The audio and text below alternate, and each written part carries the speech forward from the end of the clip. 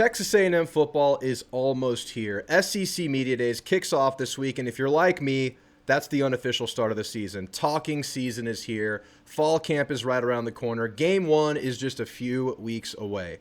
And this 2025 Texas A&M football team, it's experienced, it's balanced, and it might just be the most complete roster we've seen in a few years. Now, let's be real. We've been in this spot before. We've had off seasons full of promise, rosters full of promise that didn't pan out. And the scars from 8-4, 7-5, 5-7, that's still fresh. But heading into year 2 of Mike Elko, it feels a little different to me. This isn't a reset year. This is a building year.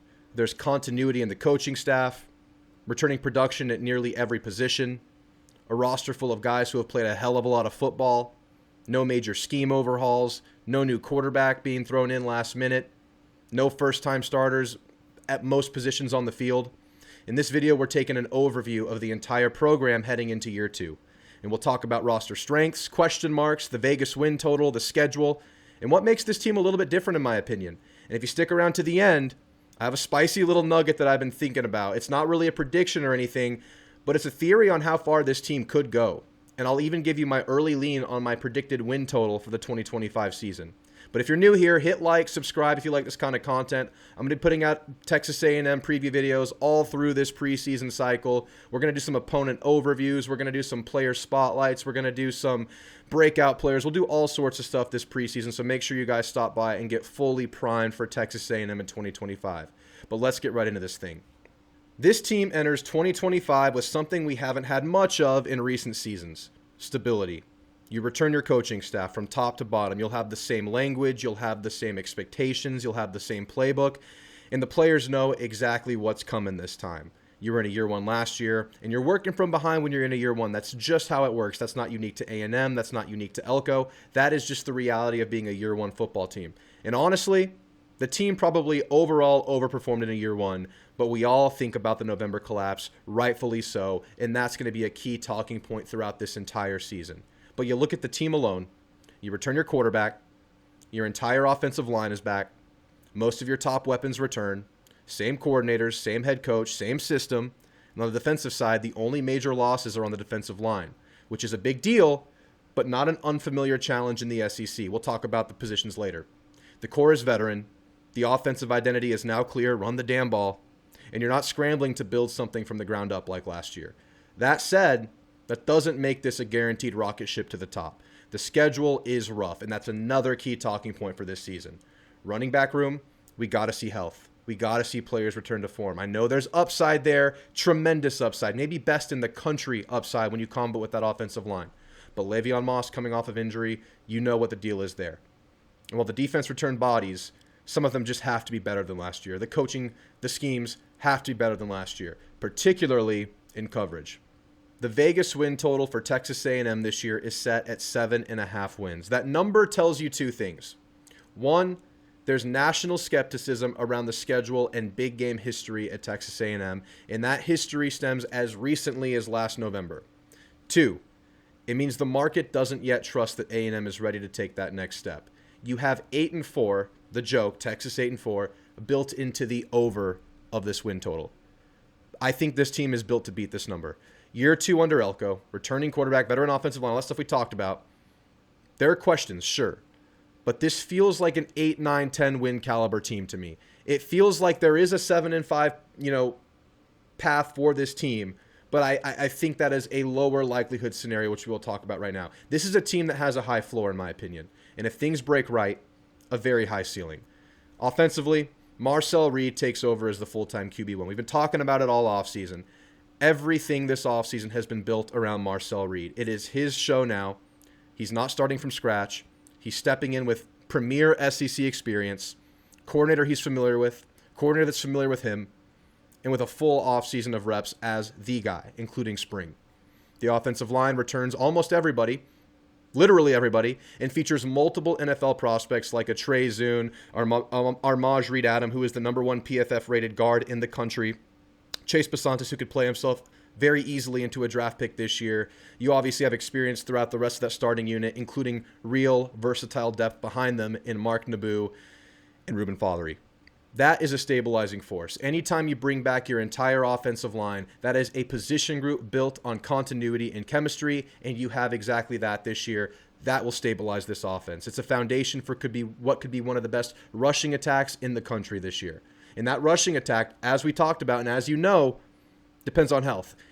Everyone's high on this A&M running back room, including myself. But I really don't think enough people are just kind of keeping that, that talking point in the back of their mind. There is a health concern with this running back room. I don't know if concern's the right room. There is something to watch for. We've heard time and time again that Le'Veon Moss will be healthy by the time this season starts. But in the most recent update we got from Elko, and look out for him this week, he'll be at SEC Media Days, maybe he can shed more light. But in the most recent update we got, Le'Veon Moss becomes healthy in the middle of fall camp. So, you don't necessarily need him week 1 or 2. You have a ramp up to get to week 3 Notre Dame. But that's something to watch for. If this is a weeks-long ramp-up for Le'Veon Moss, that does shave off the upside of your offense just a little bit. Ruben Owens and Amari Daniels also both coming off of injuries. Now, Ruben should be in a good spot to hit the ground running after being able to play a couple of games late last year and playing in spring. But Amari Daniels sat out for a lot of spring. But if those three are healthy, it's one of the most complete running back rooms in the country with upside, with a high floor. It could be amazing. And at worst, you have quality freshman depth to round you out. Then you factor in the other weapons. Concepcion can be a star with the ball in his hand. You could talk about bolstering this running game. End arounds, short passes, RPO, screens. KC can take a 5-yarder and take it 50. Craver brings speed, elite, change of direction, can be that slot guy that is just Marcel Reed's best friend. Bussy enters year 2 as a receiver and in the college game. That could be huge for him. He could be an electric weapon for A&M.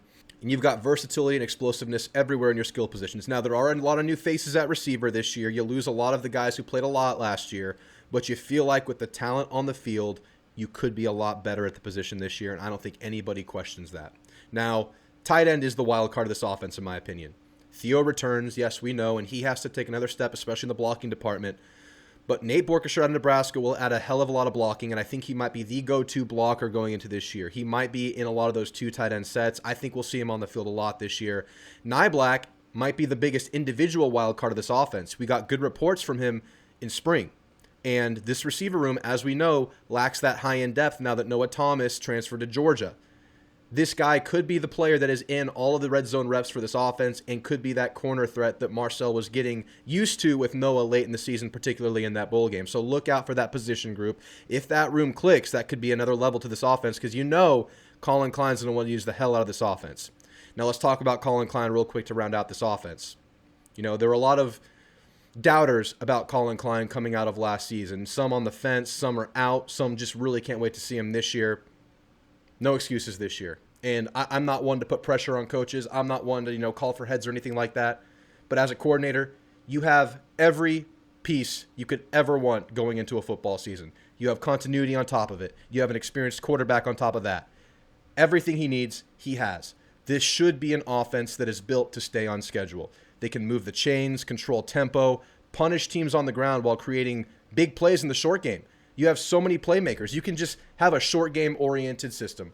RPO, runs, receiver runs, screens, and you have the talent to bust those on the big plays, and that will creep players up, and that can, make your selective play-action shots, your selective down-the-field shots be even that much more lethal. So this is a big year for Colin Klein. I think the odds are very much in his favor, but we'll be certainly taking a look at how this offense looks going into the year because he has everything he'll ever need. Let's get into the defense. You lose your star power on the D-line. Stewart, Turner, Scorton, they're all gone.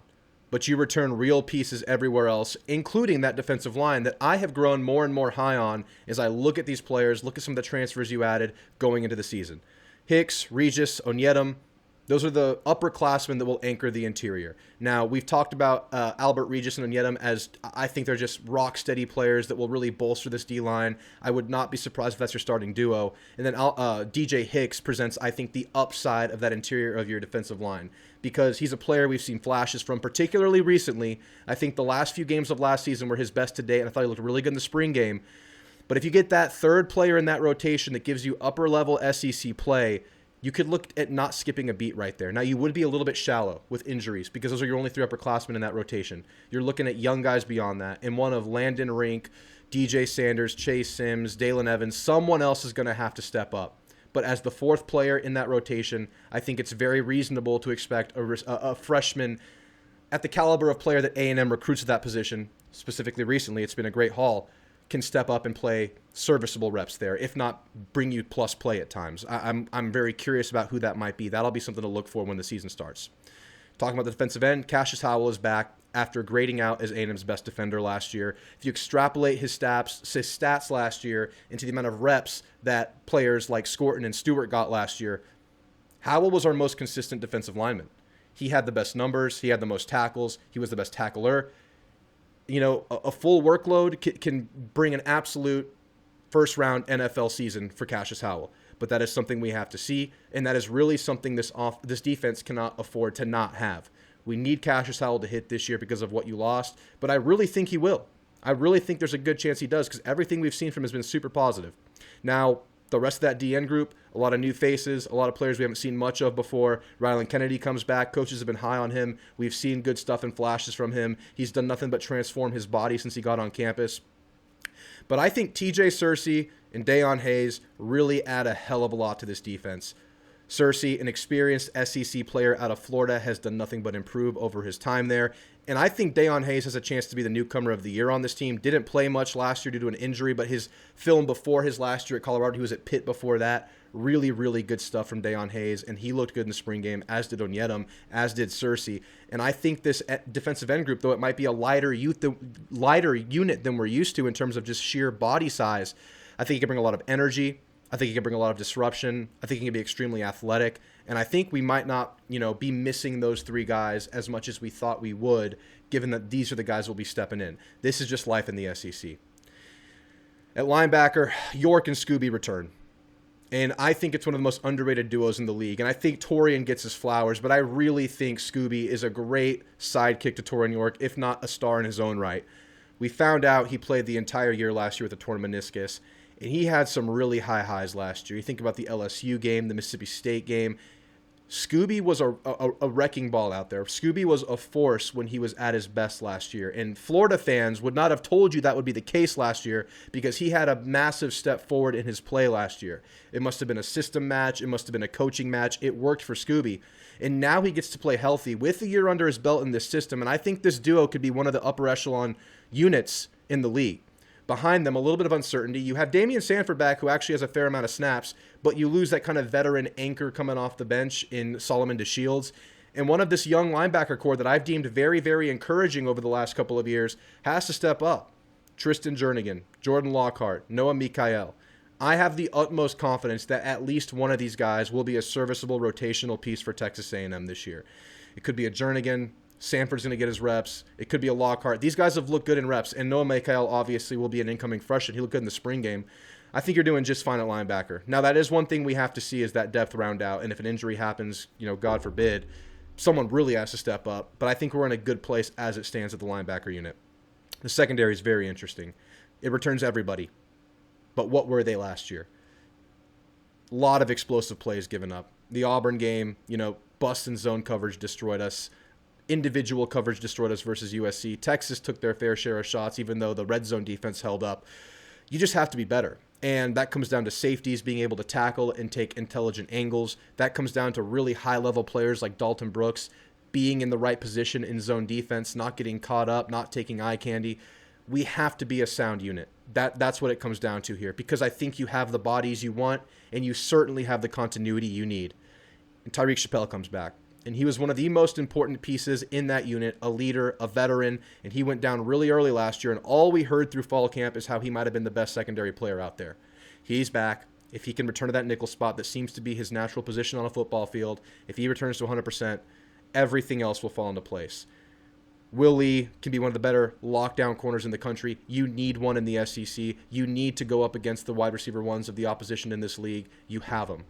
Who's going to step up in that other cornerback position? Because we saw Desrick struggle, but he was a freshman-age player. He has the bloodline. He has the measurables. Can he put it together?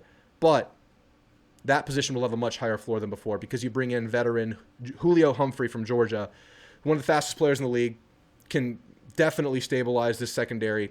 We'll see. That's an interesting battle to watch and a talking point going into the year. But the secondary overall has to be better. As of right now, I believe it will improve. but to what end? Because if it just marginally improves or stays the same, you're going to be giving up busts. But if you take a step forward and you can put the lid on this thing, you're a good run-stopping team. If the D-line does what I think it could, you could be looking at a much improved defense and getting into year 2 of a Mike Elko scheme. Oh, by the way, Mike Elko taking a more hands-on approach to this defense now. It could be a much improved defense. It really could be, but it is something we need to see pan out, especially in that secondary. The defense doesn't need to necessarily be dominant.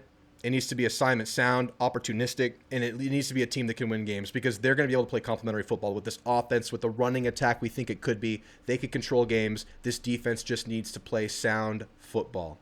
Let's walk through the schedule, and I'm going to highlight a few of the games on this schedule. We have talked about the schedule a lot throughout the offseason. You know about this schedule. I'm going to drop an individual video going game by game and predicting every game closer to the season, but for now, you open with UTSA and Utah State.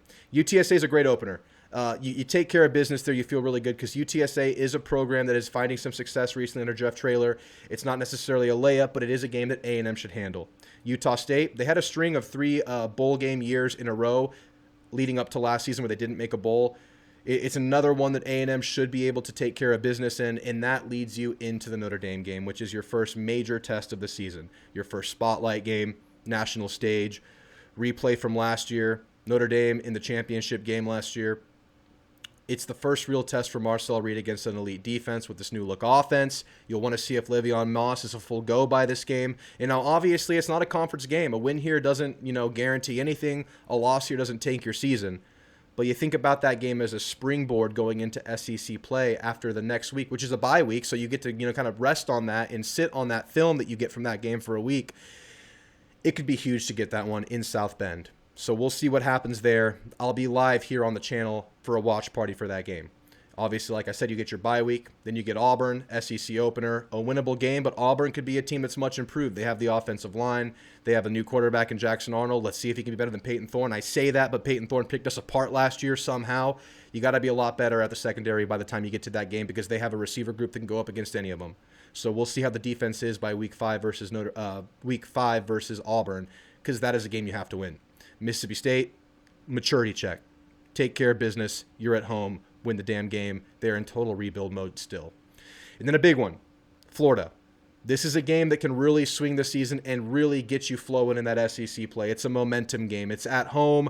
Florida going to be a much improved football team with an elite quarterback if he's healthy in DJ Lagway. Very dangerous team. But they come to Kyle Field. If this somehow becomes a night game at Kyle Field, if Florida starts their season strong, this could be the premier home game of Texas A&M's 2025 season. And then you head into the next couple of games with some real confidence and momentum into the bulk of your SEC schedule. You're at Arkansas, no longer at Jerry World.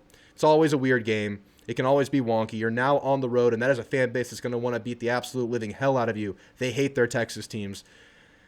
Let's just hope that weird bug doesn't hit us on the road there, because if it's a weird game on the road, that could be trouble. And I might deem that Arkansas game as one of the most important pivotal games of the year because it's one that you absolutely should win. But it's on the road against a weird team. And if you lose it, it can really tank your odds because it's an SEC game and it's a game you're supposed to win. But it presents its challenges. And then at LSU, at night, Death Valley, it's going to be rocking. They're going to want revenge. This has been a team where the home game wins. This is where you show whether this program is actually different. If this team can go on the road and beat a Notre Dame or beat an LSU, you will show that you've turned a page. Because when's the last time A&M won a major road game? A top 10 potentially road game. Past teams have folded here. This one, we need to compete, and we need to win it. Then you get your next bye week. You're at Missouri. Another winnable game, but Missouri recruits well right now. Missouri's going to be resetting a lot on their own, right? They should have an improved defense. We'll see what happens here. As of right now, I would pick A&M in this game, but maybe not to the level of the Arkansas game. It's a game I would expect A&M to win, but the cost of losing it could be monumental, and it is very much a losable game. So it'll be an interesting one to watch. Then, big home game. If Florida's not the premier home game of the season, it's going to be South Carolina, which is already slated to be a noon game. Unfortunately, I know. As a content creator, I like it because I have my whole afternoon to make videos for y'all. If you're 7-2 or even 6-3 with a loss to Notre Dame here, it's a must-win game. You could be in a position to challenge for the SEC championship game going into this game, and this could be the one that makes or breaks you. It's massive. It's your second-to-last conference game. Obviously, losing it could mean trouble. They're going to have one of the best offensive and defensive players in the country. I'm skeptical about South Carolina as of now. They have pieces at the top, but they lose a lot around them.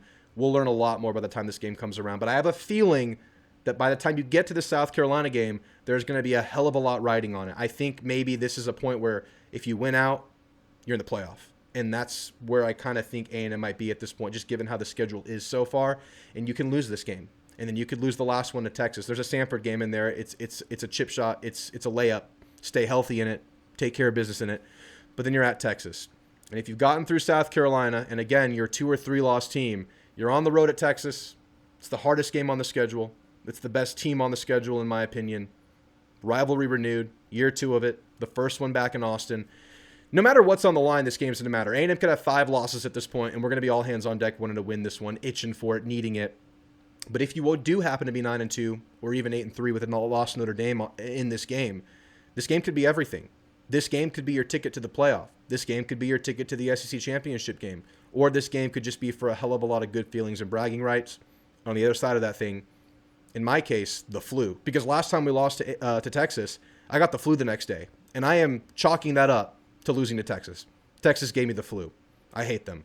But it's a huge opportunity, and you got to win it this year. Going to be a tough challenge. I don't know if I would even predict A&M to win that game. And that would take everything that I am standing for and everything about me to pick Texas in that game. But I might do it. We'll see in my schedule prediction when we get further along this thing. But let's wrap this up. I'm not calling this a prediction. This is the spicy take I was telling you guys about. But I do have this kind of feeling. If A&M were ever to make a serious run, if any team were ever to make a serious run, a real playoff caliber run, the ability to win a game or more in the playoffs, this is the kind of team that does it without those superstars going into the season, without the Ryan Williams, without the DJ Lagway. I think this is the balanced veteran team to make that kind of stamp on the year. You've got experience, you've got balance, you've got a quarterback who's not guessing anymore. If you stay healthy, a roster that doesn't have any glaring holes. And the schedule is very tough, but the floor feels like 7-5, and the ceiling, if things break right, if you stay healthy, if the defense steps up, if the running backs are indeed 100%, I think 10-2 is on the table with this team. But as of today, my early lean for Texas A&M in 2025, I think this is a 9-3 football team. Now, that could change. We're going to digest this team as we get whispers through fall camp, and I'll give you my official stamped-in prediction maybe a week or so before the season. We'll go game by game with it, but that's where I'm at.